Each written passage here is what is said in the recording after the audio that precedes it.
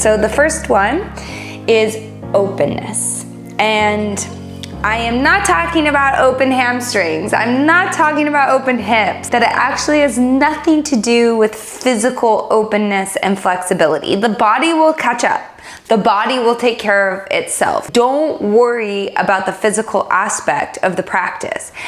And just a little side note, just so you know, if you are in your head right now saying, I am so tight, Lex, I'm the most inflexible person, or I have physical injuries or limitations.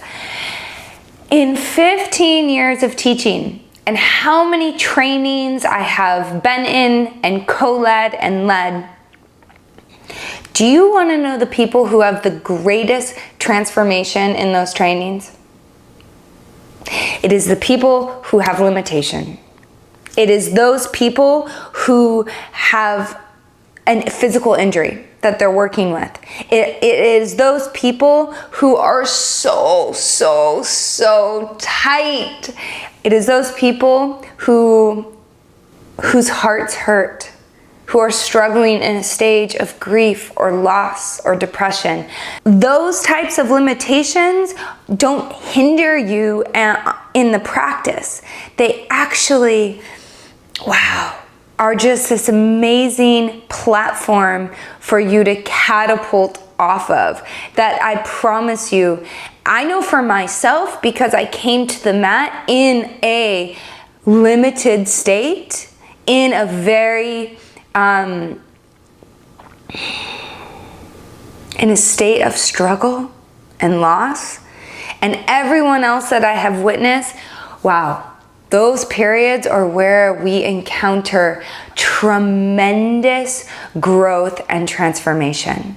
So, just as a side note, if you were like about to turn me off because you thought, you know what, this is not for me, I have such profound limitations, keep watching, because I've got you. So this first principle is openness. So as we have now clarified and accepted and set aside, openness has nothing to do with the physical body. That aspect will catch up to itself. Your hamstrings will open to whatever degree they're going to open for you in this lifetime. Like some postures are just not possible for you, for me, in the expression that you see on Instagram, right? Like that is just not going to be optimal pose for me and my body in this lifetime. Like I always make the joke, better luck next incarnation, you know? Maybe we will have a more flexible spine or hamstring or whatever. So this openness that I speak to has to do with an open mind and an open heart. That you come to your mat, let's first start with the mat, that you come to your mat open to whatever unfolds. Sounds easy, but if you've ever taken a yoga class, you know that it is not as easy as it sounds. That we come with an open mind, that we listen to what the teacher has to say without judging, without evaluating, without making them right or wrong. We listen to our own dialogue inside without needing to judge it or analyze it or process it. Like we set all that stuff for later, okay?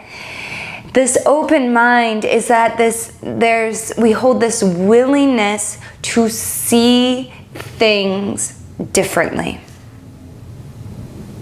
One of my favorite quotes is from Albert Einstein. He says, "No problem can be solved by the same level of consciousness that created it."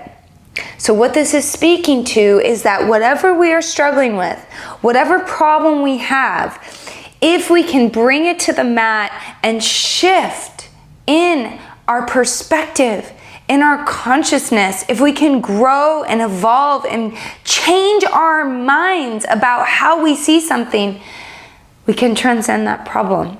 That problem could potentially solve itself. Imagine that. If you are lacking this openness in your mind and your heart, the practice will just be a physical practice. It will just be about burning calories. It'll just be about doing a pose or getting your workout in. That it is actually this aspect of openness that makes it different. Like when you go to CrossFit, are you paying attention to your openness of seeing things differently? Are you paying attention of opening your heart instead of hardening it? When you're going to the gym, are you paying attention to staying soft, staying penetrable? Because that's one of the saddest things in life, is when we become impenetrable to life, to love, to loss, to the whole dynamic spectrum of the experiences of life. And so yoga invites us into the experience, not to block one thing out or another.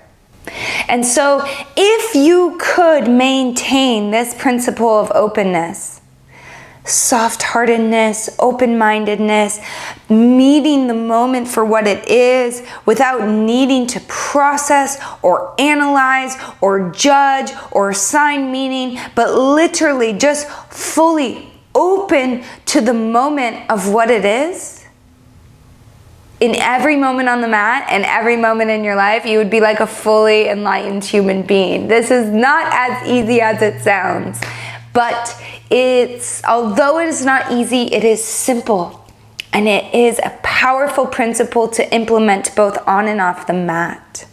And so we'll explore this in the Move and Groove class of how we can embody openness in every moment.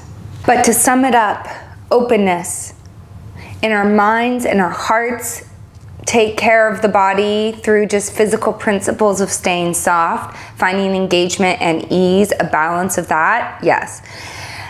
2, being willing to see things differently, right? Being willing to see things from a new angle. And number 3, that we leave the judging and the analyzing and the processing all for later, okay? We meet the moment for what it is and become one with that, with the flow of your life. And we open without limitation. We open without judgment. And we listen fearlessly to whatever unfolds within us, that we're open to the redirection. We're open to the guidance that unfolds within our own hearts.